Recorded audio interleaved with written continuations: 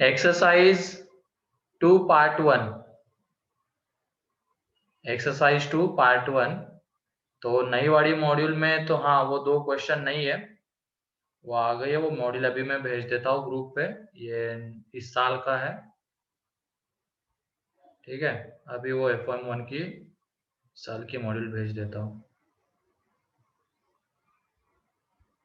तो उस दिन ही भेजनी थी लेकिन याद ही नहीं रहा मेरे को, कोई नहीं। बस वो जो मल्टीपल करेक्ट के 2 क्वेश्चन है ना, वो वहां पे नहीं है।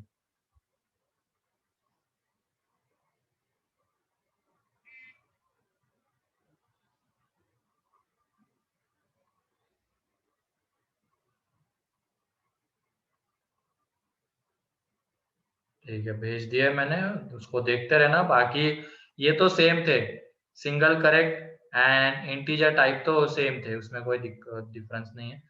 First exercise two part 1 first. Second,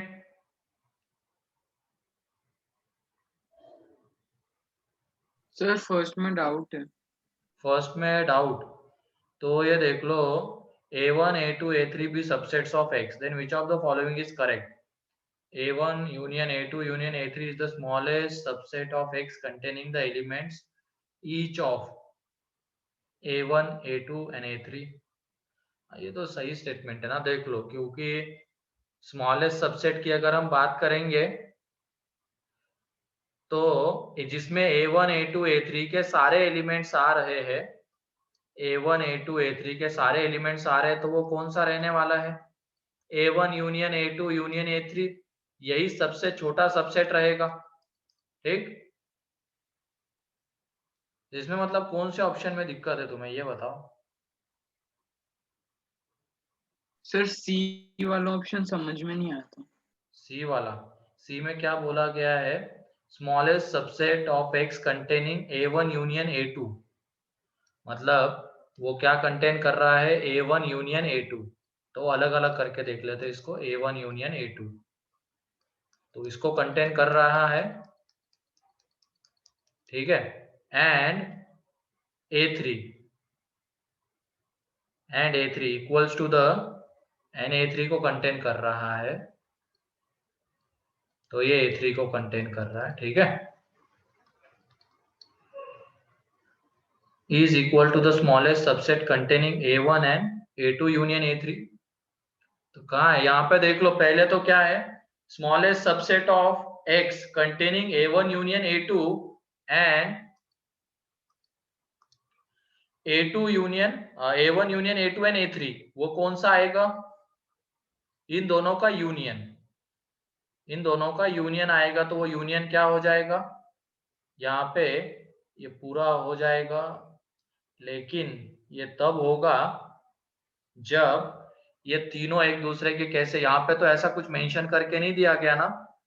अच्छा, ओनली इफ सर A2 दिया ना A2 इक्वल टू, क्या? Sir A2 equal to A3 ऐसा दिया गया है क्वेश्चन हाँ, में, तो A2 उस इज हिसाब से वो equal wrong two statement A3, है सर। वो तो ओनली इफ पर सर वो बोला रॉन्ग गया ना। स्टेटमेंट है हाँ, वो तो गलत हो जाएगा, उसकी वजह से गलत हो जाएगा ये। सर। अभी तो क्या है, ये हाँ A1 sir, union A2 union A3 यही सबसे छोटा सबसेट है, जिसमें A1 union A2 and A3 के एलिमेंट्स आएंगे। एंड सेम हो जाएगा किसके लिए? जो कंटेन कर रहा है किसको? जो कंटेन कर रहा है A1 and A2 union A3। A1 and A2 union A3 को जो कंटेन कर रहा है, सबसे स्मॉलेस्ट सबसेट कौन सा आएगा? A1 union A2 union A3, ठीक है। उसके लिए A2 is equal to A3 होने की जरूरत नहीं है, हो भी सकता है, नहीं भी हो सकता है। तो उसकी वजह से वो जो लिखा हुआ है ना, ओनली इफ, अगर A2 यूनियन A3 रहेगा तभी, तो ये गलत है, ठीक है। सी ऑप्शन क्यों गलत है, क्लियर है? तो पाया होगा ना, क्या? सबसे पाया होगा अरे ना। स्मॉलेस्ट वो फाइव थोड़ी, हमें उसमें इसके एलिमेंट्स भी तो चाहिए होंगे ना। फाइव में क्या A1 A2 के एलिमेंट आएंगे क्या? A1 A2 A3 के? वो क्वेश्चन जरा ढंग से पढ़ो ना, ऑप्शन, उसमें A1 A2 A3 के एलिमेंट्स भी तो चाहिए हमें। तो 5 में थोड़ी आ पाते। सेकेंड सर डाउट है। नो डाउट कौन सर। से? वो सेकेंड वाला, सेकेंड का जो सेकेंड है वो तो First. क्लास में हो गया था अपना, है ना, क्लास में Yes, लिया था sir. उसको। अब वो पहला वाला देख लो, पहले में क्या है, ए इंटरसेक्शन बी, फिर उसके बाद उसका यूनियन है सी। सर वो डबल ब्रैकेट क्यों दिया? हाँ रुको तो सही, अभी तो ये ब्रैकेट लगा रहा हूँ। ये एक सेट हो गया इस ब्रैकेट के अंदर में, A intersection B union C वाला। फिर उसके बाद इसका कॉम्प्लीमेंट, इसका कॉम्प्लीमेंट है, और इसका इंटरसेक्शन है बी कॉम्प्लीमेंट के साथ, एंड इस पूरे का कॉम्प्लीमेंट है। अब ये जो अंदर में आ रहा है ना, इस पूरे का कॉम्प्लीमेंट है, ये है क्वेश्चन। पहले ए इंटरसेक्शन बी, उसका यूनियन सी के साथ, इस पूरे का कॉम्प्लीमेंट, उसका इंटरसेक्शन बी के साथ, बी कॉम्प्लीमेंट के साथ, अब इस पूरे का कॉम्प्लीमेंट। ठीक है, और ये हमें बताना है क्या उसके इक्वल आता है क्या, तो देख लेते हैं। तो यहाँ पे थोड़ी देर के लिए क्या कर लेते हैं, हम इसको एक डी सेट मान लेते हैं। distribute. डिस्ट्रीब्यूट चलो अभी नहीं, अभी तो क्या अपने कन्वीनियंस के लिए इसको एक डी सेट मान लेते हैं, एक सेट ही आएगा ना ये, तो इसको हम एक डी सेट ले सर लेते देखो हैं। सर, डे मॉर्गन्स लॉ ना। हाँ वो तो लग जाएगा, पहले देख लो यहाँ पे इसको हमने क्या माना, डी, तो ये क्या आ जाएगा, D complement intersection B complement और इस पूरे का कॉम्प्लीमेंट। ठीक है, तो इसमें कौन सा लॉ लगेगा, डी मॉर्गन्स लॉ दिख रहा है, यस सर। तो यह आ जाएगा, यस सर। क्या हो जाएगा इसमें, सर डी यूनियन बी हो जाएगा। डी यूनियन बी का कॉम्प्लीमेंट आ जाएगा। अगर तो हम सिर्फ अंदर वाले की बात करते हैं तो ये डी यूनियन बी का कॉम्प्लीमेंट, लेकिन इस पूरे के ऊपर अगेन कॉम्प्लीमेंट लगा हुआ है, ये वाला बाहर वाला, सर तो complete- तो कॉम्प्लीमेंट लॉ से कॉम्प्लीमेंट कॉम्प्लीमेंट जाएगा, तो ये क्या आ जाएगा, डी यूनियन बी। क्लियर? फिर उसके बाद डी देख लो क्या था हमारा,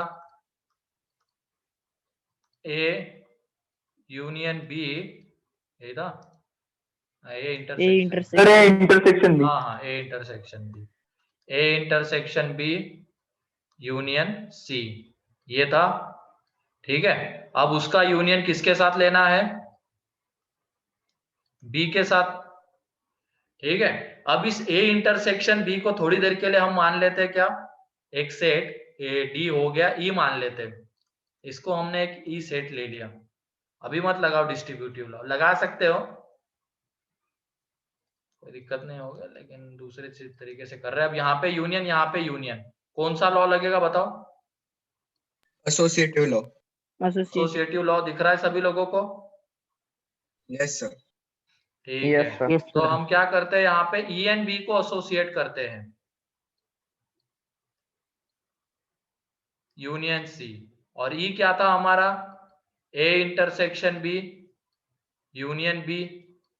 नेक्स्ट पेज पे ही कर लेते हैं, यहाँ पे ज्यादा ये हो रहा है। किसको एसोसिएट किया हमने, ई एंड बी को, E union B union C, और ई कितना था, ए इंटरसेक्शन बी, उसका यूनियन किसके साथ, बी के साथ। अब लगाओ इसमें डिस्ट्रीब्यूटिव लॉ, तो ये ए यूनियन बी, फिर क्या आ जाएगा, इंटरसेक्शन बी यूनियन बी। ठीक है, या तो सिंपली तुम एक चीज ये देख लो, ये A intersection B, Venn diagram से थोड़ा इसको देख लेते हैं हम, ए इंटरसेक्शन बी, यह आ जाएगा यूनियन बी, क्या मिलेगा हमें, ये पूरा। ठीक है, तो इन दोनों का बताओ तुम, यूनियन क्या आएगा, क्या सेट बी ही आएगा सर क्या, बी कॉम्प्लीमेंट, बी पूरा बी है। Complement, sorry B B dash, पूरा। ए बी माइनस आएगा ना, पूरा यूनियन B. पूरा बी आएगा। क्लियर है, ए इंटरसेक्शन बी, ये है ए इंटरसेक्शन बी, यहाँ पे ये है, इसको लॉ से भी कर सकते, कोई दिक्कत नहीं होगी, डिस्ट्रीब्यूटिव लॉ लगाओ, लेकिन वो थोड़ा 2-3 स्टेप और बढ़ जाएंगे। तो यही पे हमने क्या सोचा, ये A intersection B union B, तो उसका यूनियन, ये देख लो A intersection B union B, तो पूरा बी सेट ही मिलेगा हमें। तो ये क्या हो जाएगा फाइनल, ये बी ही आने वाला है यूनियन सी। तो हमारे 2-3 स्टेप बच गए। ठीक है, सर डिस्ट्रीब्यूटिव लॉ से 4 स्टेप में ही आ गया। कौन से डिस्ट्रीब्यूटिव लॉ से, मतलब अंदर में ही पहले सर लगा दिया क्या? स्टार्टिंग में, यस सर, स्टार्टिंग में ही लगा दिया। Yes sir. A intersection C union B intersection C, फिर उसके बाद वेन डायग्राम से सी आ गया। तो वेन डायग्राम से होगा ना, लॉस से कर रहे हैं हम अभी। ठीक है, सर मैं बताऊँ क्या? हाँ हाँ बोलो। सर पहले डिस्ट्रीब्यूटिव लॉ लिया तो ए यूनियन सी, उसका इंटरसेक्शन बी इंटरसेक्शन सी के साथ, हाँ वो उसका तो कॉम्प्लीमेंट और फिर उसका इंटरसेक्शन बी कॉम्प्लीमेंट के साथ, हाँ फिर वो दे मॉर्गन्स लॉ के, ऐसे दे कर लो। Morgan's law. किसी को अगर लगता है वेन डायग्राम से करना है तो उससे जा सकता है। और पहला वाला स्टेटमेंट गलत है, ये तो सभी को दिख गया। Yes sir. ठीक है, पहला स्टेटमेंट गलत है। मैंने दोनों तरीके बता दिए, वेन डायग्राम वाला भी बताया हुआ है, लॉज वाला भी बताया हुआ है, दोनों तरीके से जा सकते हो तुम। तो पहला वाला गलत दिखेगा। हाँ बोलो अथर्व। सर अगर हमने ऐसे लिखा ए इंटरसेक्शन बी इंटरसेक्शन नहीं A intersection B union C, तो हम ऐसा लिख सकते हैं क्या ए यूनियन सी नहीं और फिर इंटरसेक्शन बी? नहीं नहीं, ऐसा नहीं लिख सकते, वो एसोसिएटिव लॉ यहाँ पे थोड़ी लगता है, यहाँ पे तो डिस्ट्रीब्यूटिव लॉ लगेगा ना। वो तभी जब यहाँ पे दोनों जगह पे सेम साइन है तब वो एसोसिएटिव लॉ, तो ए एंड सी को एसोसिएट कर सकते हैं, बी को अलग भेज सकते हैं, जैसे यहाँ पे हुआ। ये इसमें हमने बी को इसके साथ लिया, ए के साथ है, सी को बाहर भेज दिया, तो वो जब दोनों जगह सेम साइन है तभी लगता है ये लॉ। उसके बाद थर्ड, यस सर। थर्ड वाला देख लो, किसी ने मेरे को एक और एग्जांपल भेजा था, पता नहीं नाम, तो नाम भी एक बार भेज दिया करो तो अच्छा रहता है, क्योंकि अभी नंबर सेव नहीं तुम लोगों के। तो ये देख लो, इस क्वेश्चन में क्या बोला गया है, in examination of certain class at least 70% student failed in physics. तो ये बताओ मैक्सिमम कितने पास होंगे? सर 30%। 30%। ये पास होने वाले लिख 30%। रहा हूँ, ठीक है, मैं ये पास होने वाले लिख रहा हूँ मैं फिजिक्स में, मैक्सिमम इतने परसेंट बच्चे पास हो सकते हैं फिजिक्स में। फिर उसके बाद कितने परसेंट फेल हो रहे? 72 इन केमिस्ट्री। तो कितने पास होंगे? 28% पास होंगे। थोड़ा अलग तरीके से कर रहे हैं इसको। फिर मैथ्स में कितने? 20% पास होंगे। एंड इंग्लिश में कितने? 15% पास होंगे। 15 ठीक है, तो ये पास होने वाले हैं। फिजिक्स में मैक्सिमम इतने पास होंगे, केमिस्ट्री में इतने पास होंगे, एंड मैथ्स में इतने, इंग्लिश में इतने। तो इन तीन चारों का जब हम एडिशन करेंगे तो वो आता है 93%। तो ये 93% बच्चे कौन से रहेंगे? जो सब में पास। सब में पास नहीं रहे, पास हो गए सब में। पास हो गए, किसी एक में भी पास हो रहे हैं, ऐसे बच्चे हैं वो, एटलीस्ट एक में पास हो रहे हैं। ठीक है, फिजिक्स में 30% मैक्सिमम नंबर है, केमिस्ट्री में 28, मैथ्स में 20 एंड इंग्लिश में 15% बच्चे। तो पास होने वाले बच्चे एटलीस्ट एक सब्जेक्ट में, वो भी मैक्सिमम परसेंटेज, ठीक है, मैक्सिमम है ये परसेंटेज, वो कितना आएगा? 93। तो बचे हुए 7% बच्चे क्या हो रहे होंगे बताओ? चारों में फेल हो रहे होंगे। Yes sir. बचे हुए 7% बच्चे चारों में फेल हो रहे हैं। तो देख लो हमें क्या पूछा गया, और ये मिनिमम है, एटलीस्ट 7% स्टूडेंट, क्योंकि ये मैक्सिमम आ रहा है ना 93, क्योंकि मैं फिजिक्स में पास होने वाले 30, केमिस्ट्री में 28, मैथ्स में 20, इंग्लिश में 15। ठीक है, तो ऐसा भी हो सकता है ना, जो फिजिक्स में पास हो रहा है वो जरूरी नहीं कि इंग्लिश में पास हो, ऐसा भी तो हो सकता है जो इंग्लिश में पास हो रहा है वो जरूरी नहीं फिजिक्स में पास हो, ऐसे भी बच्चे रहेंगे। तो अगर हम ये देखेंगे, इन सबका एडिशन करेंगे तो वो आता है 93%। तो ये परसेंटेज कौन सा रहेगा? जो स्टूडेंट्स एटलीस्ट एक सब्जेक्ट में पास हो रहे हैं, उसमें भी वो मैक्सिमम परसेंटेज है। तो 7% बच्चे एटलीस्ट एक सब्जेक्ट में क्या हो रहे होंगे? At least 7% failed in all 4 subjects. Failed in all 4 subjects. ये क्लियर है क्या, बताओ। इसको फॉर्मूले वगैरह से नहीं करना है, लॉजिकली थोड़ा सोचना है। 93% बच्चे, मैक्सिमम परसेंटेज है ये, एटलीस्ट एक सब्जेक्ट में पास होंगे, मैक्सिमम परसेंटेज है। तो 7% बच्चे, ये लीस्ट परसेंटेज रहेगा। 7% बच्चे क्या हो रहे होंगे, चारों में फेल हो रहे होंगे, और यही पूछा गया है हमें। तो देख लो, how many at least must have failed in all 4 subject, तो 7। क्लियर है ये। Yes sir. Yes, sir. Yes sir. क्या, हाँ बोलो हिमांशु। सर मैंने पहले P इंटरसेक्शन C फिर M इंटरसेक्शन E लिया, फिर वो जो उन दोनों का रिजल्ट आया उनका इंटरसेक्शन लिया, उससे भी आंसर करेक्ट आया, तो ऐसे चलेगा क्या? हाँ कर सकते हो।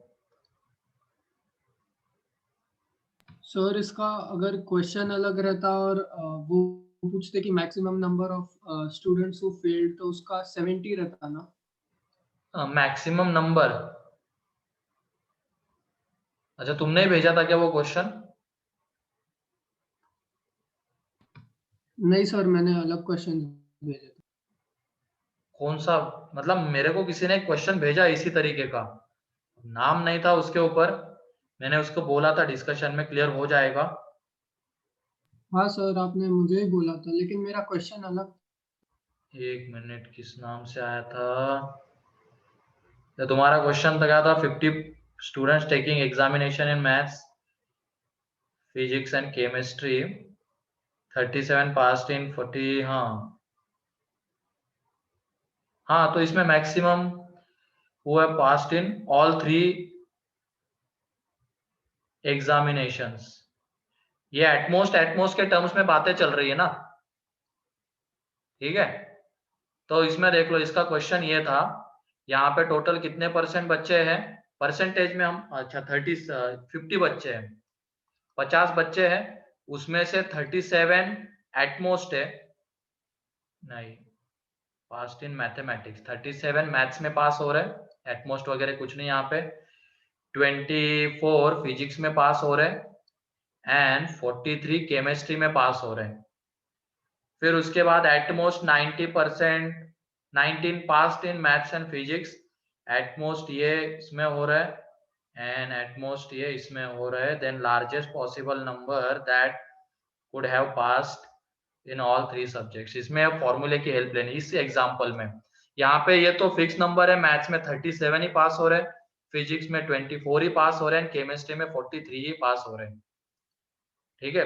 50 बच्चे थे उनमें से टेकिंग एग्जामिनेशन, तो 50 के 50 एग्जामिनेशन में बैठ रहे हैं।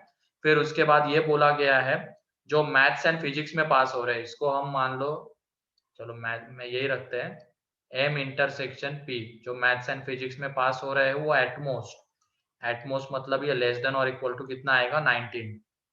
एटमोस्ट यही होता है ना, ज्यादा से ज्यादा 19,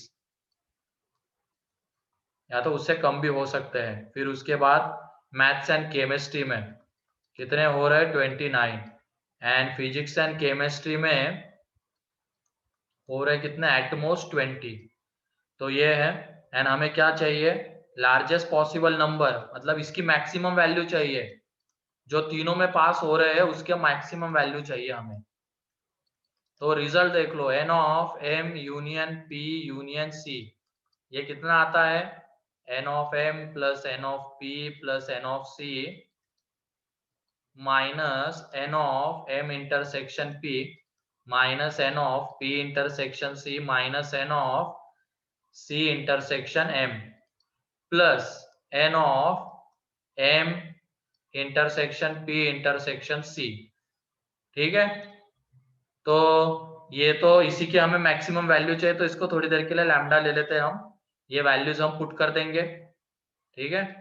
इसकी वैल्यू अभी हमें पता नहीं कि ये क्या होगी, तो ये देख लो, ये तो 37, फिर उसके बाद मैथ्स वाले तो हो गए, फिजिक्स वाले 24 एंड केमिस्ट्री वाले 27 है, 24 है सॉरी, 24 एंड ये 43, ठीक है, ये 43 आएगा। एंड इस पूरे के सम को थोड़ी देर के लिए माइनस कॉमन लेके पूरे के सम को लैम्डा एज्यूम कर लेते हैं, माइनस लैम्डा और ये रहने दो, इसको एज इट इज रहने दो, इसको पहले लैम्डा बोल रहे, ये रहने दो ऐसे ही, और उसमें माइनस कॉमन ले लिया, इस पूरे को सम को लैम्डा ले लिया, तो यहां से देख लो इज इक्वल टू, ये क्या आ जाएगा, n of M union P union C plus lambda minus 37 minus 24 minus 43। अब ये देख लो, अगर ये हमें मैक्सिमम चाहिए तो तुम बताओ क्या उसके लिए लैम्डा मैक्सिमम होना पड़ेगा क्या? Yes, sir. बताओ, नो दिख सर, रहा है ना क्लियरली फॉर्मूले से? मिनिमम अरे मैक्सिमम ना रे, कि मिनिमम मैक्सिमम अगर चाहिए तो हमें लैम्डा मैक्सिमम ही चाहिए होगा ना, ऐड हो रहा है ना रे, ऐड हो रहा है लैम्डा, Directly proportional. ठीक है क्या? तो सब्सट्रैक्ट का ऊपर लाइन में तो सब्सट्रैक्ट है। हाँ तो अरे मैंने क्या किया है, उसको अब उधर भेज दिया, देखो तो ये माइनस में आ रहे हैं ना रे, हमें इसकी वैल्यू मैक्सिमम करनी है, तो मैंने इस पूरे पार्ट को इधर भेज दिया है, अब दिख गया, मैंने इस पूरे पार्ट को इधर भेजा है। अब हमें ये मैक्सिमम चाहिए, तो इसका मतलब जितने भी एडिशन में आ रहे हैं वो सारी क्वांटिटीज मैक्सिमम होनी चाहिए, तो उसमें ये M union P union C भी मैक्सिमम होना चाहिए, एंड लैम्डा भी कैसा होना चाहिए, मैक्सिमम 37 43। अब ये देख लो, ये M union P union C maximum कितना हो सकता है, 50. 50, क्योंकि बच्चे ही टोटल 50 है, तो मैक्सिमम वो 50 ही हो सकता है, एंड लैम्डा मैक्सिमम देख लो कितना हो सकता है, इन सबका सम मैक्सिमम चाहिए हमें, इन सबका सम मैक्सिमम कितना आ सकता है, 19 प्लस 29 प्लस 20, क्लियर है ये, इन सभी का सम ही तो सम लैम्डा है, और वो हमें मैक्सिमम चाहिए, तो वो मैक्सिमम कितना 68. 19 प्लस 68 29 प्लस 20, और ये माइनस में 37 24 माइनस 43, तो यहाँ से वो नंबर निकाल लो कितना आता है, कितना दिख रहा है ये, सर 118। अरे ये नहीं रे, माइनस में ये भी तो है ना, इसका क्या कर रहे हो, हाँ सर, वो उसका ही बोल। Sir, 104. 104.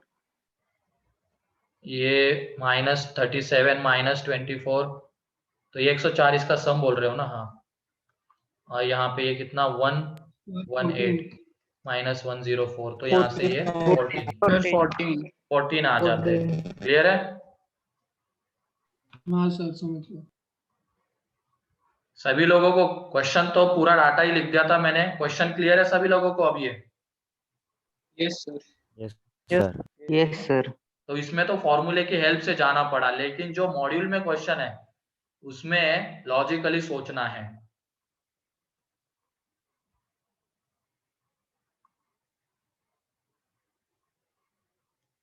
ठीक है? तो उसके बाद आ जाते हैं पार्ट 2 के ऊपर। सर हाँ सर वो लैम्बडा मैक्सिमम कैसे होगा सर, फिर वो एम इंटरसेक्शन अरे पे वो लैम्डा इंटरसेक्शन क्या लिया है हमने, इन तीनों का सम लिया है ना, तो इन तीनों को जब तुम ऐड करोगे, ये देख लो M intersection C plus n of P intersection C, तो ये लेस देन और इक्वल टू कितना आता है, 19 प्लस 29 प्लस 20 आता है ना, तो यही तो लैम्डा है, तो लैम्डा लेस देन और इक्वल टू 19 प्लस 29 प्लस 20, तो लैम्डा की मैक्सिमम वैल्यू देख लो कितनी आ रही है, 68 आ रही है ना, yes sir. Excuse me sir, हाँ सर ये क्वेश्चन क्या? सर मतलब ये क्वेश्चन कहाँ से लिया गया है, मतलब कहाँ अरे पे किसी ने तो कहाँ डाउट से भेजा लिया? था, ये अंशु ने डाउट भेजा था मेरे को, मैंने नहीं लिया है, उसने डाउट भेजा था, मैंने उसको बोला था क्लास में क्लियर कर दूंगा उसको, तो इस वजह से ले लिया, क्योंकि वो जो पहला वाला हमारे मॉड्यूल का क्वेश्चन एंड इसकी लैंग्वेज मिलती जुलती है, लेकिन इसको हमें अप्रोच करना है फॉर्मूले से, उसको लॉजिकली सोचना है, ठीक है? Yes sir. चाहो तो मैं भेज दूंगा ये क्वेश्चन ग्रुप पे, अगर एग्जैक्ट क्वेश्चन क्या था वो जानना है तो वो क्वेश्चन भी भेज देता हूँ, रुको,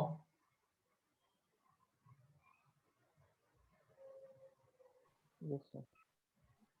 कहाँ गया, और नाम के साथ भेजा करो डाउट, ताकि फिर वो नंबर भी सेव कर सकते हैं हम लोग, वरना वो नंबर ढूंढना बहुत मुश्किल हो जाता है। कहाँ गया पता नहीं, अभी तो मिल गया था।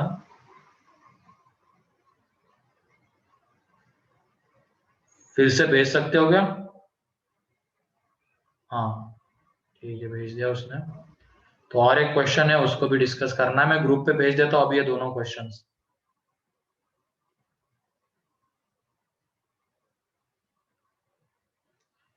ठीक है, तो ये हो गया। उसके बाद मॉड्यूल में आ जाते हैं, फिर से मॉड्यूल।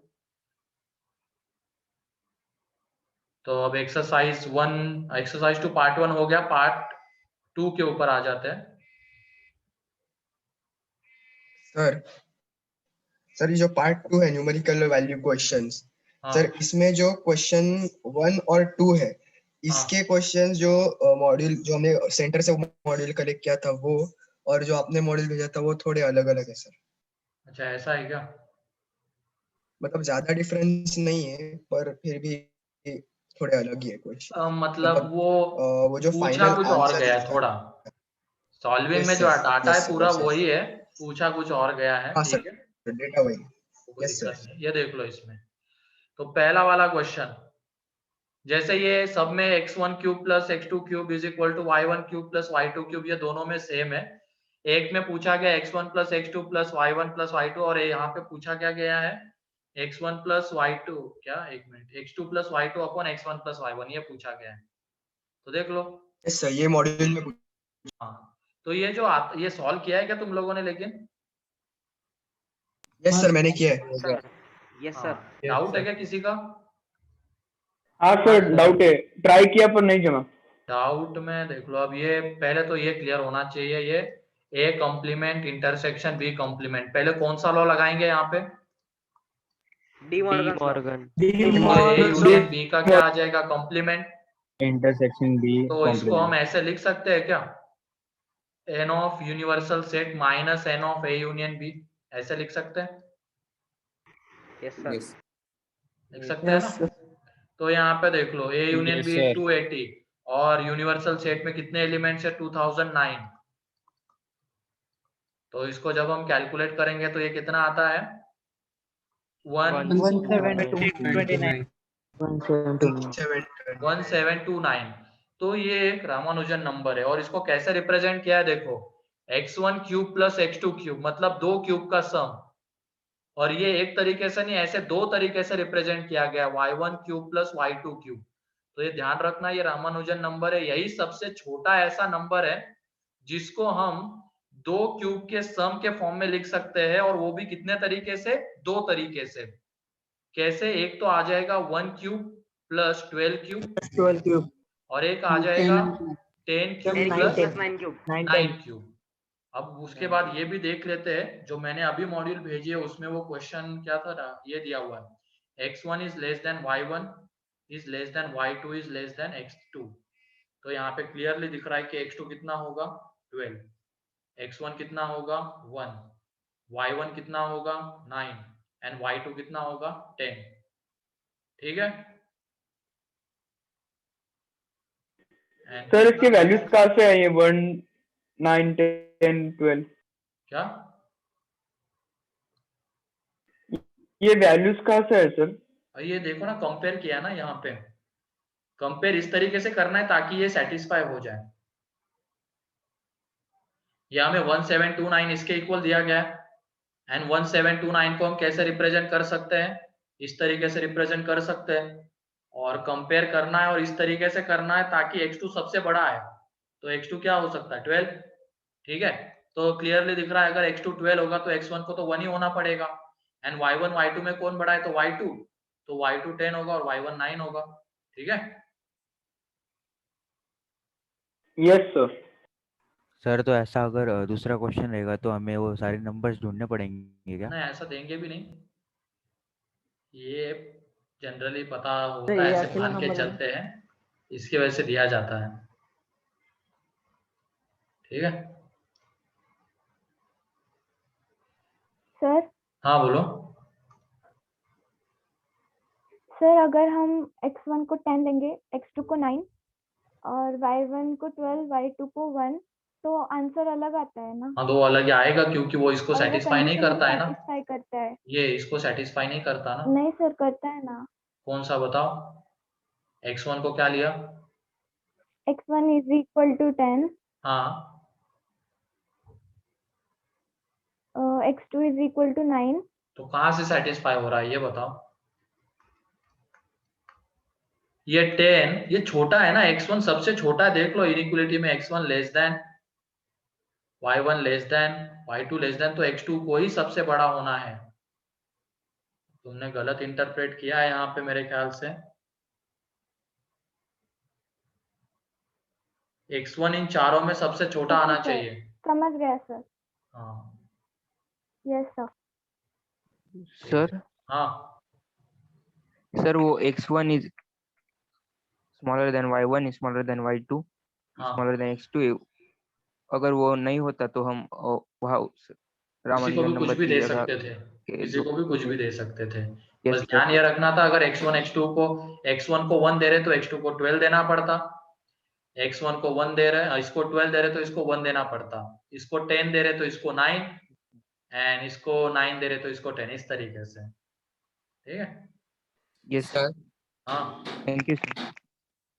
सर अगर हमें रामानुजन नंबर याद नहीं है तो हिट एंड ट्रायल मेथड छोड़ के वो नंबर ढूंढने का और कोई तरीका नहीं क्या? और वो तो तरीका नहीं दिखता है यहाँ पे, ठीक है, क्योंकि एक ही इक्वेशन और दो वेरिएबल उसमें भी। मैंने कैसे किया? तुम लोगों की आवाज भी नहीं आ रही ढंग से रहे। ठीक है, ये क्लियर है क्या? पहले ये बताओ। Excuse me sir. Yes sir, clear. हाँ सर, तो मैंने क्या किया, मैंने वो x cube plus y cube वाली जो आइडेंटिटी है वो दो जगह पे यूज की, और फिर उसका जो आया मतलब 117 13 इसको 9 करने का और तरीका आज बता देता हूँ मैं। लास्ट नंबर अरे रुको रुको, है। तुम्हारी आवाज भी वैसे क्लियर नहीं आ रही, समझ में नहीं आ रहा है कुछ, बस इतना समझ में आया कि तुमने क्या, इसको आज मैं बता देता हूँ कैसे करना है। आइडेंटिटी हमने देखी है ना कल लास्ट लेक्चर में, उसका वजह से हिंट दे देता हूँ मैं कैसे करना है उसको, ठीक है? अगर मान लो किसी को पता नहीं रामानुजन नंबर क्या होता है तो करेंगे कैसे, तो आज इसमें बता देंगे जो आइडेंटिटी के हम क्वेश्चन करने वाले उसके थ्रू। ठीक है, इसमें सेकेंड सर डाउट। ठीक है, सेकेंड में क्या बोला गया है? U be the set with number of elements in it is 2009, इसमें भी 2009 एलिमेंट्स है। A is subset of U with n of a is equal to 1681, and out of these 1681 elements exactly 1075 elements belongs to subset B। तो ये देख लो, ये इन्हीं 1681 में से, ये मान लो अगर हम ये लिखते हैं इस तरीके से, ये A ये B, इस पूरे सर्कल में, A के सर्कल में कितने एलिमेंट्स है? 1681। इन्हीं में से 1075 elements belongs to subset B. इसका मतलब वो इस रीजन में आ रहे हैं,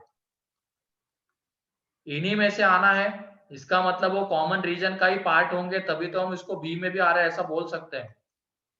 तो ये एक तरीके से क्या, n of A intersection B कितना है? 1075। क्लियर है? Yes sir. और हमें क्या पूछा गया क्वेश्चन में? ये किया हुआ है n of A minus B, ये कितना गिवन आता है? N of A minus n of A intersection भी आता है, हमें पता ही है। तो ये 1681 माइनस 10, अरे मैं बोल रहा हूँ, अभी बोलो मत कोई, ठीक है? ये आ जाता है कितना, 1 में से ये 6 और फिर ये 0, 606, ठीक है? और उसको किसके इक्वल गिवन है यहाँ पे? M square plus P1 P2 P3, इसके इक्वल गिवन है। ये P1 P2 P3 distinct prime numbers है, एंड m एक पॉजिटिव इंटीजर है, और हमें m कैसा चाहिए? लीस्ट चाहिए। वहां पे देख लेना, अरे बोल रहा हूँ ना मैं, यहाँ पे m देख लेना, लीस्ट चाहिए था। P1 less than P2 less than P3, ये तो गिवन है ही, और m लिस्ट के लिए, m जब लिस्ट होगा तो हमें क्या चाहिए था, p1 into p3 upon p2। तो m लिस्ट है, m एक पॉजिटिव इंटीजर है, तो यहाँ पे अब वैल्यू पुट करके ही करना है, और कोई दूसरा चारा नहीं है। तो सबसे छोटी पॉजिटिव वैल्यू से हम शुरुआत करेंगे 1 से। तो m की जगह पे हमने 1 पुट किया, तो p1 into p2 into p3 यह आ जाता है 605। तो इसको जब हम फैक्टराइज करेंगे तो यह आ जाएगा 5 इंटू 11 इंटू 11, क्योंकि जब 5 से करते हैं तो 121 एंड 121 11 का स्क्वायर। लेकिन यहाँ पे हमें क्या दिया गया है, p1 p2 p3 distinct prime numbers है। यहाँ पे तो भले ही 3 प्राइम नंबर का प्रोडक्ट आ रहा है लेकिन 2 सेम है, तो ये तो केस नहीं हो सकती। अब जाएंगे m इज इक्वल टू 2 के लिए, तो m इज इक्वल टू 2 के ऊपर वो कितना आ जाएगा, p1 p2 p3 का प्रोडक्ट ये आ जाएगा 602। तो ये देख लो 2 से होता है फैक्टर, फिर 301 एंड ये 301 शायद 7 से भी होता है, तो 7 से जब इसको डिवाइड करेंगे तो ये आ जाता है 23। अब ये देख लो 3 डिस्टिंक्ट प्राइम नंबर का प्रोडक्ट आ गया। 40 सर वो 43 होता है। हाँ सर हाँ 43। 43 सॉरी 43। तो 3 डिस्टिंक्ट प्राइम नंबर्स का प्रोडक्ट आ गया, तीनों के तीनों अलग अलग है। एंड यहाँ पे हमें क्या गिवन है, p1 less than p2 less than p3। तो p1 इज इक्वल टू कितना 2, p2 इज इक्वल टू कितना 7 and p3 is equal to कितना 43। क्लियर है, अब वो निकाल लेना वैल्यू। क्लियर है ये second? Yes, sir. Yes sir.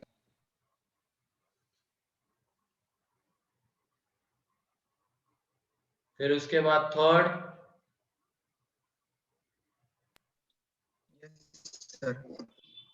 Third में अब ये इनइक्वलिटी सॉल्व करके ही आता है, मतलब इक्वेशंस को सॉल्व करके, और आइडेंटिटी हम देख चुके हैं। अब उसकी हेल्प से इसको करेंगे, या बिना आइडेंटिटी के भी आ जाता है, ये देख लो। यहाँ पे क्या बोला गया है, ए में अब एलिमेंट की जगह पे क्या है, ये पेयर्स है, x, y के पेयर्स आएंगे सेट ए में। अभी तक तो हमने क्या देखा था कि सेट में एलिमेंट्स आ रहे 1 2 3 इस तरीके से, अब पेयर्स आने वाले हैं, ध्यान रखना, क्योंकि गिवन इस तरीके से है तो उसमें x, y के पेयर्स आएंगे। और वो कैसे पेयर्स होने चाहिए, जिसमें x भी रियल होगा, y भी रियल होगा, एंड इन दोनों के क्यूब का सम कितना होना चाहिए 1। इन दोनों के क्यूब का सम होना चाहिए 1।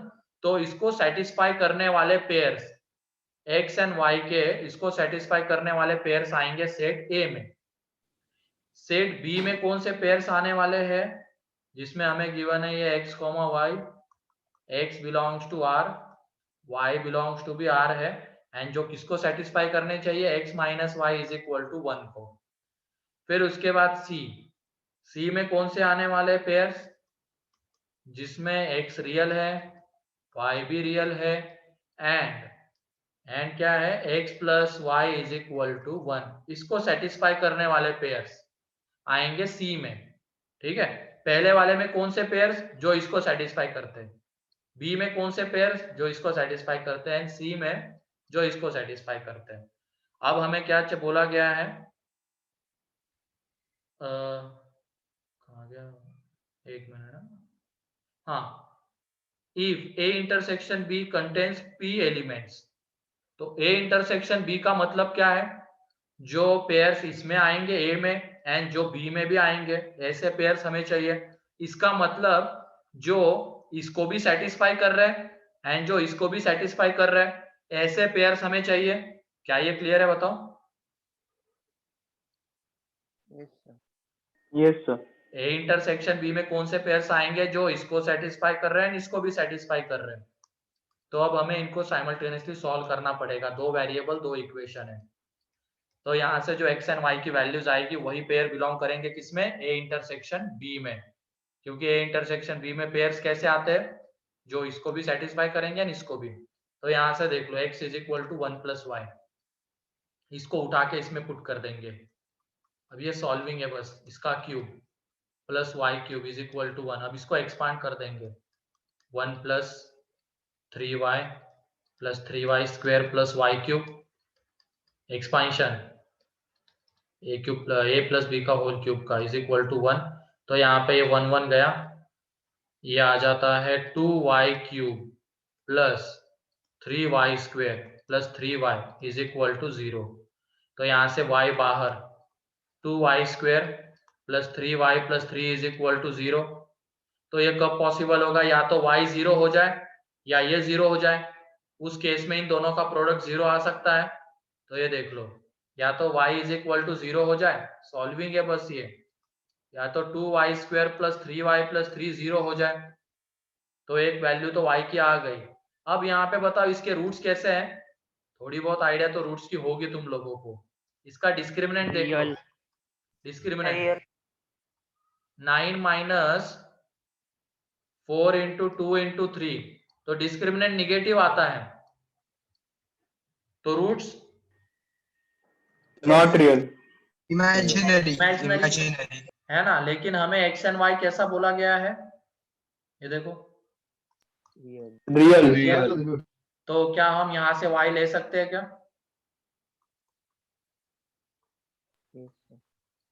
यहाँ से जो y की वैल्यू आएगी क्या वो ले सकते हैं क्या? No sir. नहीं ले सकते। नो सर, हो गया। We will take y is equal to 0। हाँ, ओनली हम इसमें, मैं ये बोल रहा हूँ, इसमें से जो वैल्यू आएगी y की वो ले सकते हैं क्या? वो नहीं ले सकते, क्योंकि y रियल था और यहाँ से y की कैसी वैल्यूज मिलेगी? इमेजिनरी। तो ये तो गया। तो y आएगा, y की एक वैल्यू मिली 0। तो जब y 0 होगा तो x कितना आएगा? इसमें पुट कर देंगे अब। तो x आएगा 1। तो x आ गया 1। तो ये बताओ a इंटरसेक्शन b में कितने पेयर्स आ रहे हैं? एक ही है कि नहीं? a इंटरसेक्शन b में एक ही पेयर आया 1,0। तो इसका मतलब p इज इक्वल टू कितना है? 1। ऐसे ही अब हमें क्या बोला गया है क्वेश्चन में? a intersection c, a intersection c में q एलिमेंट्स आ रहे हैं। तो a इंटरसेक्शन c मींस जो इसको सेटिस्फाई कर रहा है, x cube plus y cube is equal to 1 को, and x plus y is equal to 1 को। तो मेरे ख्याल से अब तुम ये लोग कर लोगे, है ना, ए इंटरसेक्शन सी वाला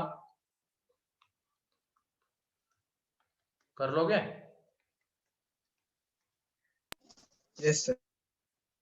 क्योंकि यहाँ पे बस क्या है, x is equal to 1 minus y, उसको यहाँ पे पुट कर दो और सॉल्व कर लो। y की वैल्यूज आएगी, उसके करस्पॉन्डिंग x की वैल्यूज।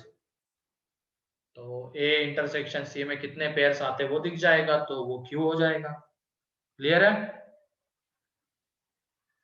तो वैसे ही एक क्वेश्चन मैंने अभी ग्रुप पे भेजा है, सेकेंड वाला क्वेश्चन, उसको इसी तरीके से करना है, सॉल्विंग करके। वो देख लो उसमें क्या था डाटा।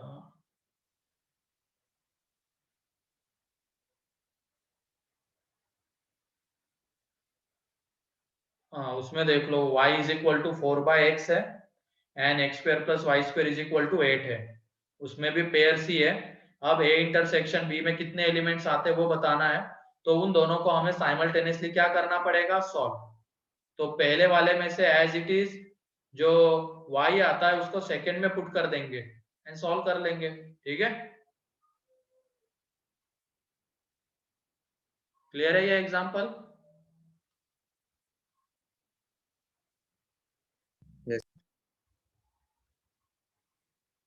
किसी को डाउट इसमें अब?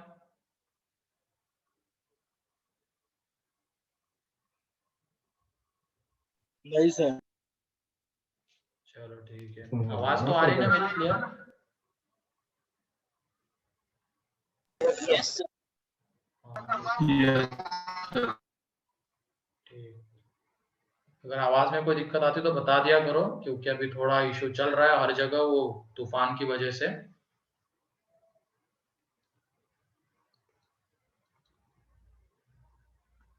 ठीक है, नेक्स्ट आ जाते हैं फोर्थ।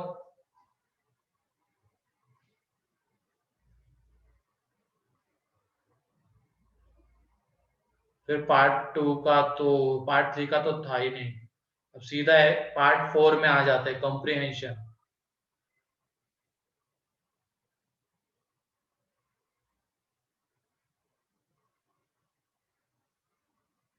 पहला कॉम्प्रिहेंशन बन गया। Yes sir. Yes sir. ए किसने किसने बताया आयुष तुम्हें कि अगर d लेस देन 0 होता है तो रूट्स अनइक्वल आते हैं, मतलब एंड रियल आते हैं? नहीं सर, नॉट रियल. ऐसे हाँ the roots are not real. हाँ, तो नॉट रियल मतलब इमेजिनरी ना. Yes sir. तुमने ये क्या भेजा मेरे को अभी चैट में? d less than 0 sir then roots. Sir वो थोड़ी कंफ्यूजन थी उसमें, ना, वो होना नहीं चाहिए क्लियर हो ऐसा गई. कंफ्यूजन. चलो Yes, ठीक है, तो ये डिस्कशन हो गया. किसी का कोई डाउट रह गया क्या? अब वो सॉल्व कर लेना अंशु, तुम्हारा सेकंड क्वेश्चन इसी तरीके से करना है जो अभी लास्ट क्वेश्चन डिस्कस हुआ है. ठीक है, हाँ सर. सॉल्विंग है बस उसमें. ठीक है, तो टॉपिक के ऊपर आ जाते हैं. अब लास्ट लेक्चर में हमने आइडेंटिटीज देख ली थी, है ना? सारी आइडेंटिटीज याद हो गई? Yes sir. चलो बढ़िया है. तो अब उनके एप्लीकेशन हम देख लेते हैं, मतलब उनके ऊपर कैसे कैसे क्वेश्चन पूछे जाते हैं वो हम देख लेते हैं. तो लिखो. Excuse me sir. हाँ सर सर एक क्वेश्चन था.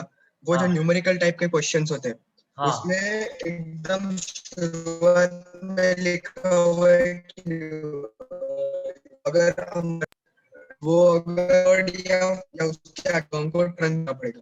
और मैंने अब आंसर्स देखे तो वहाँ पे अगर कोई होल नंबर होगा या फिर कोई छोटा डेसिमल नंबर होगा, उनके भी वो डेसिमल पे लिखते थे. तो हाँ सर क्या वो जब एक्स देंगे हम तो लिखना जरूरी है क्या? हाँ, वो लिखना है. जैसे इंस्ट्रक्शन रहेंगे उसके हिसाब से बढ़ना है. मान लो अगर बोला गया है राउंड ऑफ करना है 2 डेसिमल तक, तो 4 होगा तो 4.00 लिखना है. जैसा इंस्ट्रक्शन है वैसे लिखना है. ठीक है. Yes sir. अगर मान लो ये आ रहा है 4.377, उसको राउंड ऑफ करके 2 डेसिमल में कन्वर्ट करना है, तो मेरे ख्याल से सभी को पता ही होगा 4.38 आता है कि नहीं? अगर ये 0.33333 इसको राउंड ऑफ करना है तो क्या आएगा? 0.34. 0.33. 0.33 आएगा. ठीक है, ऐसा होगा. वैसे भी वो मार्जिन देते हैं, जो फाइनल मेंस का पेपर होता है ना उसमें वो मार्जिन देंगे, मतलब 0.33 भी सही रहेगा एंड 0.34 भी सही रहेगा. इस तरीके से देंगे वो, उसकी टेंशन मत लो तुम. चलो, तो आइडेंटिटीज के क्वेश्चंस हम देखते हैं अब. m square minus n square is equal to 7, जहां पे m और n बिलोंग्स टू है इंटीजर. जहां पे m और n बिलोंग्स टू इंटीजर है.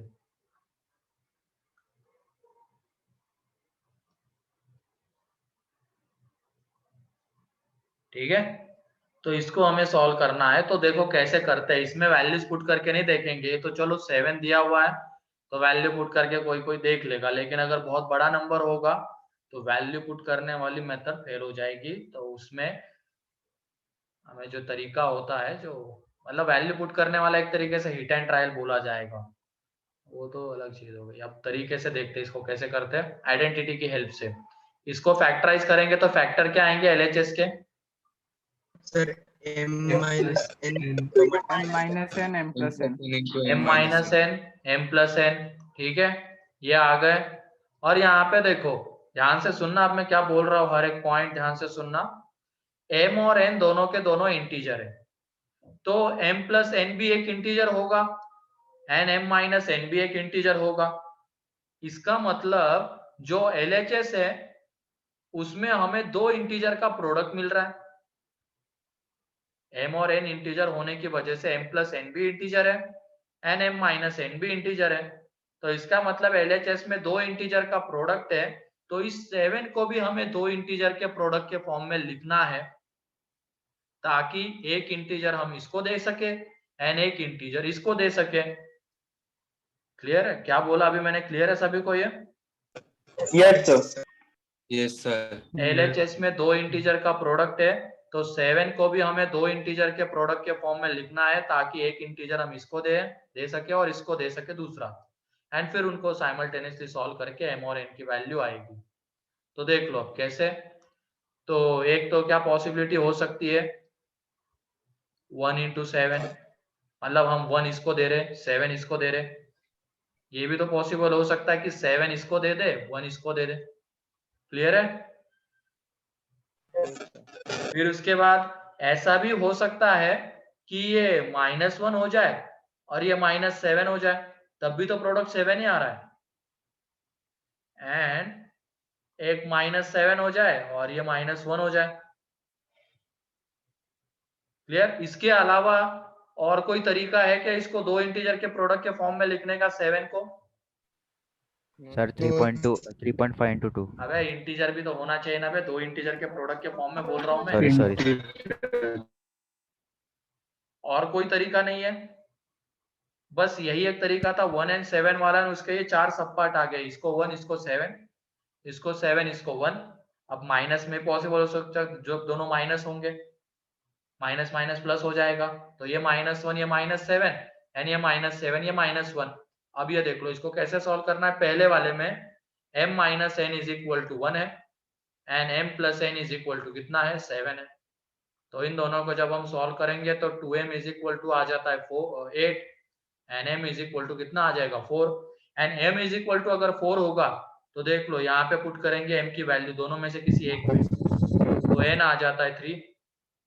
तो एक तो हमें मिल गया m, और यहाँ पे क्या फाइंड आउट करना था ये भी लिख लेना क्वेश्चन में, m² - n² = 7 where m और n belongs to integer, then find ordered pairs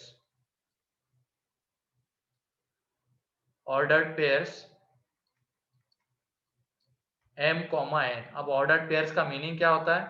इसमें जो भी m की वैल्यू आएगी, मान लो m = 1 आ रहा है और n = 2, ठीक है, तो उसको कैसे लिखना है? पेयर में पहली वैल्यू होनी चाहिए m की एंड दूसरी वैल्यू होनी चाहिए n की, इस तरीके से लिखना है। तो ये m और n के ऑर्डर्ड पेयर्स बोले जाएंगे, ठीक है। तो हमें इसमें ऑर्डर्ड पेयर्स m, n के फाइंड आउट करने हैं, मतलब पहली वैल्यू m की आएगी दूसरी वैल्यू n की आएगी उस पेयर में।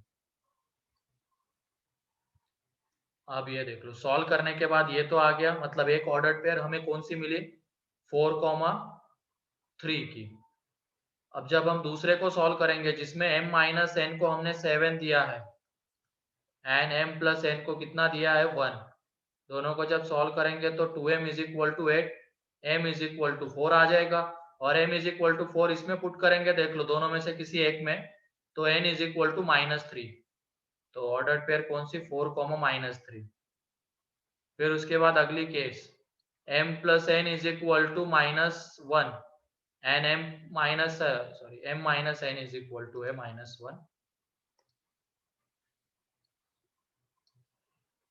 m - n = -1 and m + n = -7। तो जब दोनों को ऐड करेंगे तो 2m = -8 m = -4, ठीक है। तो m = -4 तो किसी एक में पुट करेंगे तो n 3 आ जाता है, तो एक ऑर्डर्ड पेयर -4 3। एंड लास्ट वाला जब लेंगे जब m - n - 7, और वो पहले वाले का -3 होना चाहिए कहाँ पे पीछे सर, नहीं, इधर n -3 होगा। पुट करके देख लो ना, 4 पुट करो m की जगह पे दिख जाएगा नंबर का। हाँ सर, उससे ही कहाँ पे पुट किया तुमने? नंबर का सर आपने, और कोई भी इसमें करेंगे तो वो आता है, क्योंकि -4 -3 = -7। किसमें बोल रहे हो तुम? इसमें थर्ड वाले में? हाँ वही सर। अच्छा थर्ड में क्या? हाँ सही है -3 आता है, मुझे लगा पहले वाले में, थर्ड में। हाँ सही -3 है। यहाँ पे अब दोनों को ये सर करेंगे 2m = -8 m = -4, तो यहाँ पे पुट कर देते हैं तो n = 3 आ जाता है, तो ये -4, 3 आ गया। तो इस तरीके से कितने ऑर्डर्ड पेयर्स हमें मिले? 4 ऑर्डर्ड पेयर्स मिले। एक तो कौन सी 4, 3 4, -3 -4, 3 एंड -4, -3, ये 4 ऑर्डर्ड पेयर्स हमें मिल रहे हैं जो कि उसको सेटिस्फाई करते। क्लियर है ये? Yes, sir. तो ये देख लेना, इसमें अगर हमें टाइम बचाना है, पूरा सॉल्व नहीं करना है, तो कैसे करेंगे? ये 1 into 7 के ये 4 सबके 3 सबकेसेस आ गए, ठीक है, ये तो हमें पता है वो आएंगे। तो इसमें क्या करेंगे, सिर्फ पहले वाले को सॉल्व करेंगे। वहां से आया 4,3, अब बस साइन चेंज करते हुए चलेंगे, मतलब 4 के साथ 3 आया तो 4 के साथ -3 भी आएगा। फिर उसके बाद अब 4 का साइन चेंज करेंगे तो -4 के साथ 3 एंड -4 के साथ -3। तो इससे हम डायरेक्टली वो बाकी के 3 कौन से आते हैं ये भी बता सकते हैं। तो वो आगे वाला सॉल्व करने की जरूरत नहीं है। तो एग्जाम में इस तरीके से सोच सकते हो टाइम बचाने के लिए, ठीक है। सर एक हाँ बोलो। सर एग्जाम में अगर ऐसा क्वेश्चन आया तो हमें सारे पॉसिबल आउटकम्स लिखने हैं क्या? हाँ देखने हैं, वो भी बता देता हूँ कैसे एलिमिनेट करना है, नेक्स्ट एग्जाम्पल में हम वो देखेंगे। अभी तो m minus n m plus n दो इंटीजर का प्रोडक्ट है। सर हाँ सर इस क्वेश्चन में शुरुआत में ही M square minus n square को 4 स्क्वायर माइनस 3 स्क्वायर लिख सकते हैं ना सर? तो वो तो मैंने पहले ही बता दिया ना, ये छोटा नंबर है तो हिट एंड ट्रायल से चलो तुमने कर दिया। अगर मैं यहाँ पे लिखूंगा 2009, अब बताओ कौन से दो नंबर का है ये, किनका डिफरेंस आता है, बता सकते हो? No sir. तो ध्यान रखना है ना, ये तो अभी छोटा एग्जाम्पल लिया स्टार्टिंग में ताकि चीजें समझ में आ जाए। ऐसा थोड़ी ना पूछा पूछा जाएगा 7 दे देंगे, वो तो बड़ा सा नंबर देंगे। तरीका हमें क्लियर होना चाहिए कैसे अप्रोच करना है।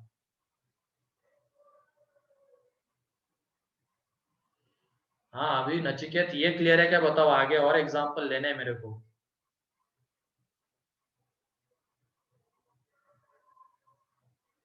Yes, sir. चलो ठीक है, लिख लो इसको जल्दी से।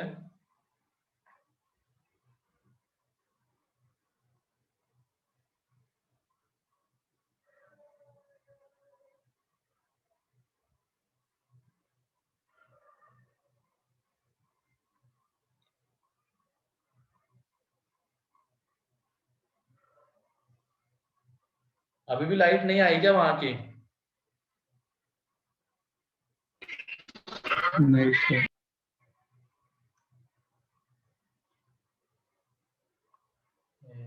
तो मतलब थर्सडे तक दिक्कत है ये, थर्सडे के बाद नॉर्मल हो जाएगी कंडीशन।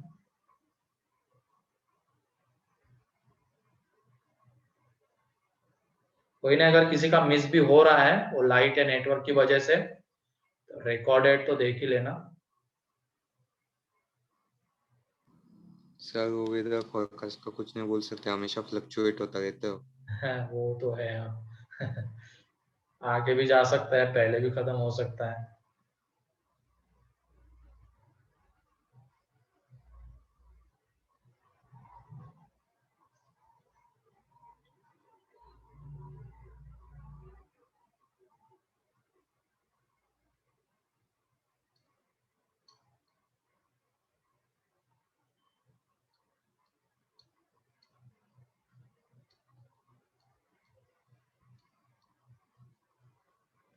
हो गया ये? हाँ सर। ठीक है,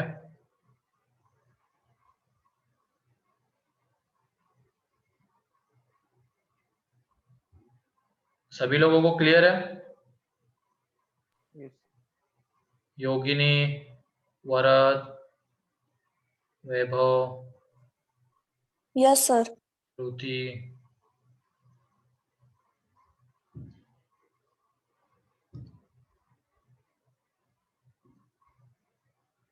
लास्ट की लास्ट क्लास की है शायद मैंने अपलोड। ठीक है, देखता हूँ मैं, मेरे ख्याल से की है। लास्ट वाली तो आज हो, कल वही लाइट का इशू हमारे यहाँ पे भी था, तो कल का नहीं, मतलब सैटरडे का नहीं अपलोड हो पाया था, वो आज कर दिया था मैंने। ठीक है मैं देखता हूँ, लास्ट की लास्ट नहीं है अभी। तो चलो नेक्स्ट, ये तो हो गया जब हमने 7 लिया। अब m square minus n square is equal to लेके चलते हैं कितना लेके चले यहाँ पे,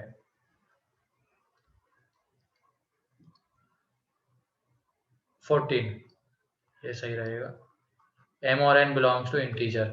छोटे छोटे से शुरुआत करते हैं, 2009 पे ऊपर भी आएंगे हम, अभी तो पहले इसमें एक और चीज बतानी है, कैसे हम टाइम को बचा सकते हैं सॉल्विंग करते वक्त। तो इसको जब हम फैक्टराइज करेंगे, हाँ तो रुको अभी, तो पहले तो ये दो इंटीजर का प्रोडक्ट तो आएगा इधर, और ये 14। अब 14 को भी हमें दो इंटीजर के प्रोडक्ट के फॉर्म में लिखना है, तो 14 को हम कैसे लिख सकते हैं? 2 into 7 1 into 14, 14। हाँ रुको, 1 into 14 ये एक आ जाएगा, फिर उसके साथ उसके 3 आ जाएंगे, और एक तो कौन सा 14 into 1, -1 into -14 एंड -14 into -1, ये आ जाएंगे। एंड और कौन सा तरीका है? 2 into 7, 7 into 2, -7 into -2 and -2 into -7। तो ये तरीके है इसको, इसके अलावा और कोई पॉसिबल नहीं है। तो एक चीज यहाँ पे देख लेना, जब हम ये वैल्यूज देंगे, एक वैल्यू m-n को जाने वाली है और एक वैल्यू m+n को जाने वाली है, तो एक वैल्यू ये m-n को और एक वैल्यू m+n को, तो इन दोनों का एडिशन करेंगे तो वो कितना आता है? 2m है ना, 2m आता है। तो ये बताओ 2m कैसा इंटीजर है, इवन या ऑड?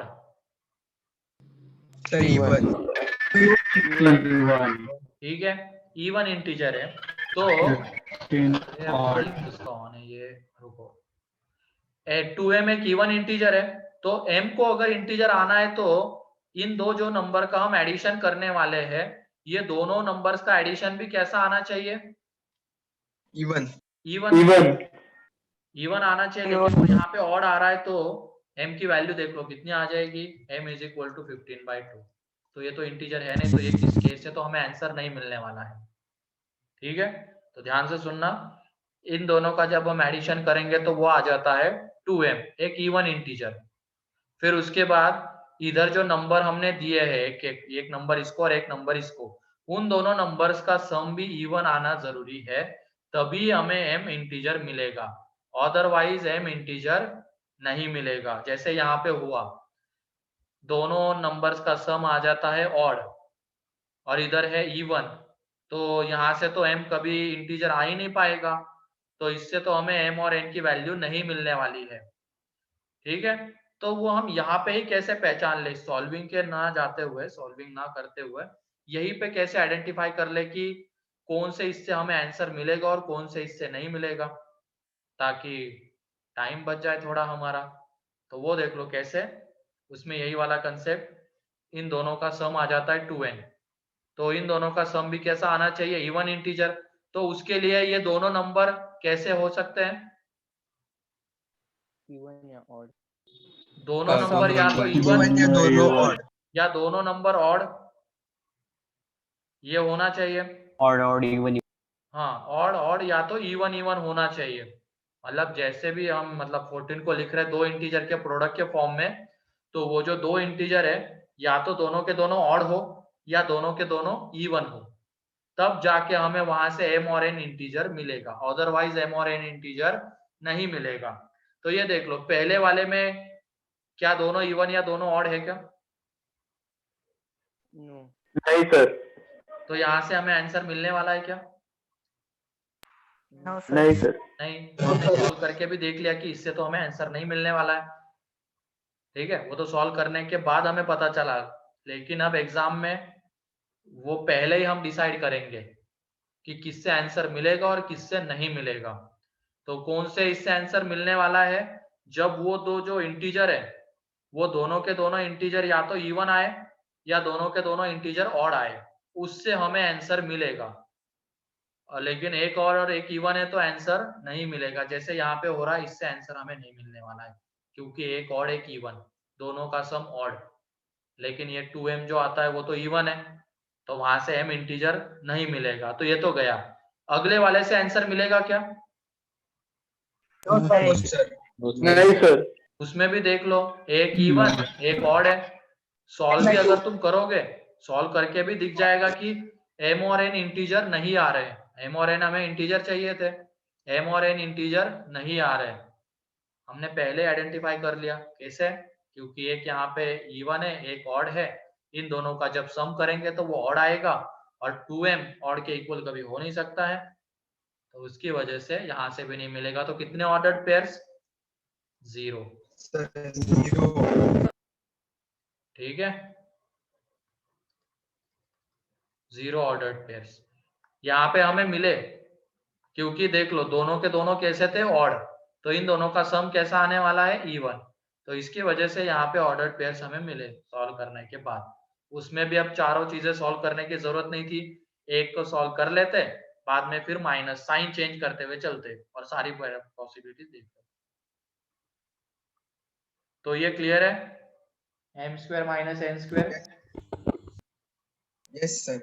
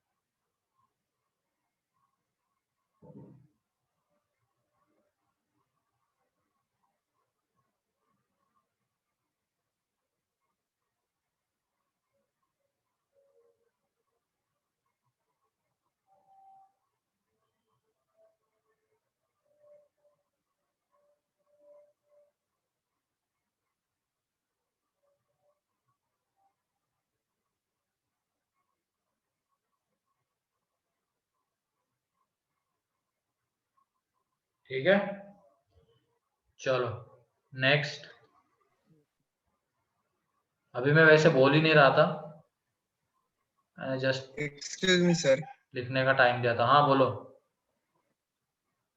सर अभी आप क्या बोल रहे थे? कुछ सुनाई नहीं दिया। मैंने बोला ही नहीं, मैंने बस लिखने का टाइम दिया था। नहीं सर, वो आपका जो माइक्रोफोन था उसमें तो दिख रहा था कि आप बात कर रहे हो। मैंने लास्ट ये बोला था कि ये दोनों इवन होने चाहिए थे या दोनों ऑड, तो वहां से हमें आंसर मिलता, लेकिन यहाँ पे एक ऑड एक इवन, एक ऑड एक इवन, उसकी वजह से आंसर नहीं मिल पाएगा, ये बोला था बस। इसकी वजह से 0 ऑर्डर्ड पेयर्स। ये तो मेरे ख्याल से सभी ने सुना होगा। ठीक है, नेक्स्ट एग्जांपल। अब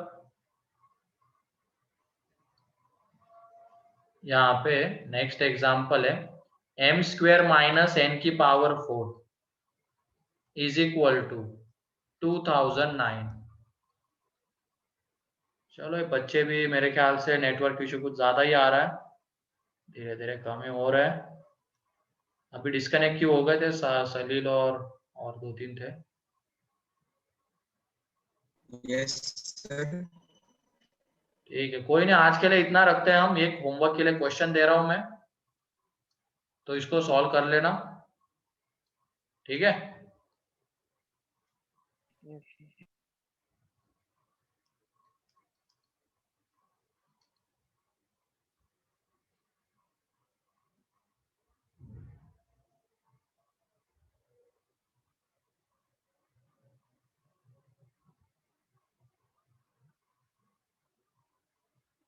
चलो ठीक है, आज के लिए इतना ही है। ये होमवर्क के लिए क्वेश्चन, इसको सॉल्व करना, नेक्स्ट लेक्चर में इसको डिस्कस करते हैं। और हाँ, कल से जिनका मान लो सेट्स का कुछ पार्ट छूटा है तो वो अटेंड कर सकता है, वैसे टाइम टेबल में भी लिख के आया है उस स्लॉट में।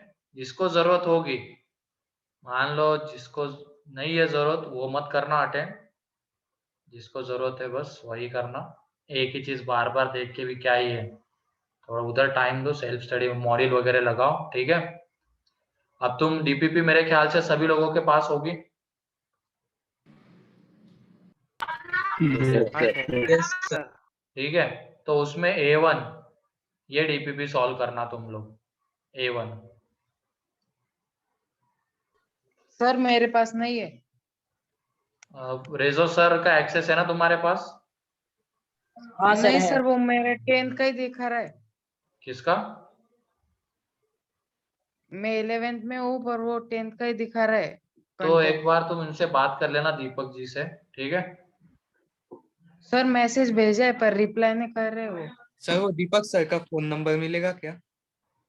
हाँ, नहीं है क्या तुम लोगों के पास? ग्रुप में एडमिन है ना सर, ग्रुप में हाँ वही, ग्रुप में एडेड है तो एक बार वहां पे देख लो ना। ओके। इतने तो स्मार्ट हो तुम लोग यार, ये सारी चीजें बतानी पड़ रही तुम लोगों को।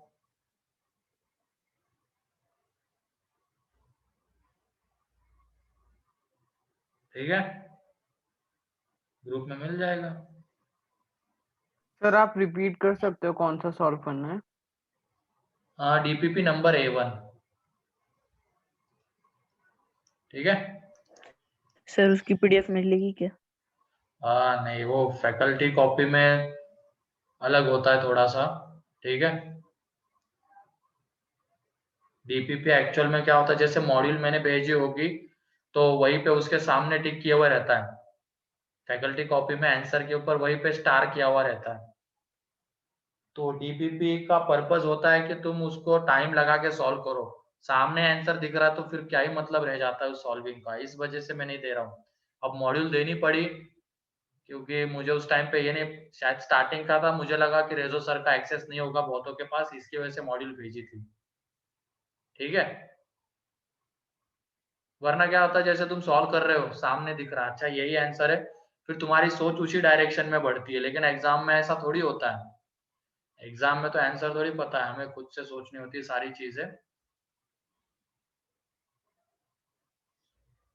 तो रेजो सर पे देख लेना, जिनके पास भी एक्सेस नहीं है एक बार दीपक जी को फिर से डालो तुम मैसेज, फोन कर लो, ठीक,